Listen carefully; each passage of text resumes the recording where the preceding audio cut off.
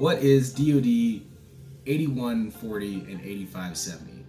8140 is the new 8570. What does that mean?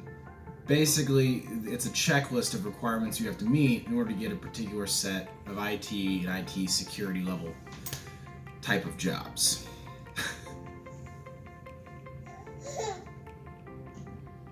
He's in jail. Reverse jail.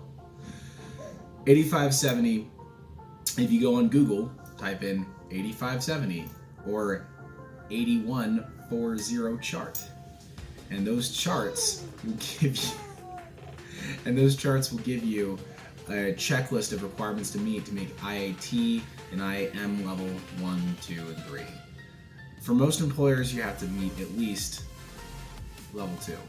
IAM, Information Assurance Manager, and IAT is Information Assurance Technician. Essentially, if you want to be a technician, you want to be a manager, look at those M certs like the CISSP. If you want to be a technician, Security Plus for level 2. And the new version of 8140 has changed. It now supersedes 8570. But to be totally frank, 8570 is a way easier chart to Google, and it hasn't changed enough to where it really makes too much of a difference. Essentially, so step 1 is going to be to find out what type of IT person you want to be. Do you want to be a manager? You want to be a technician? Personally, I chose technician.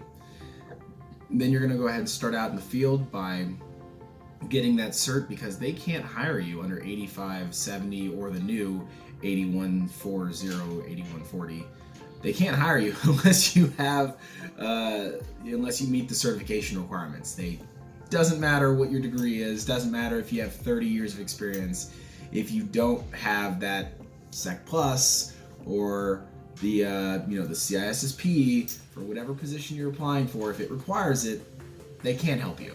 And the interesting thing about the 8570 and the 8140 chart that people don't seem to tell each other, or the hiring people aren't telling people, is that just because you have one cert in one track doesn't mean if it appears somewhere else that it also applies. What I mean by that is that you have to meet one checkbox in each track. An example of that is the 8570 charts will show the CISSP as an IAT and an IAM level 3 cert. Unfortunately, when you apply for jobs, the job hiring manager is going to say, no, you can use that CISSP to check one of those boxes, but not both. It does give you more flexibility on what boxes you want to check, but you can only use one cert for one checkbox. So you might need to have a CISSP and a CEH in order to meet X job requirement, whatever it might be.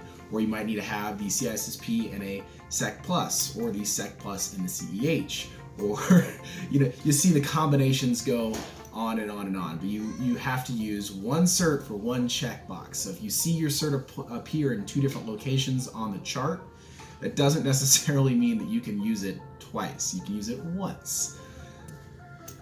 The good news about working in government, especially for the DoD 8570 and the 8140, 8140, is that it's essentially a checklist. As soon as you meet these checklists of things, you can apply for all the following jobs, which is really nice, because unlike a lot of other civilian occupations, if you want to know what the track record is for your own career, if you want to progress yourself, all you have to do is meet X, Y, and Z checklists. It's very set at your own pace, especially in contracting, where people tend to switch careers every 1 to 2 to 3 years. Not careers, they switch companies. That's how they often get pay raises in civilian contracting. Interesting how that works. So never burn bridges with people, be nice to everybody, because you never know who anyone is going to turn out to be. If you like this video, please like, subscribe, and support me on Patreon. Thank you.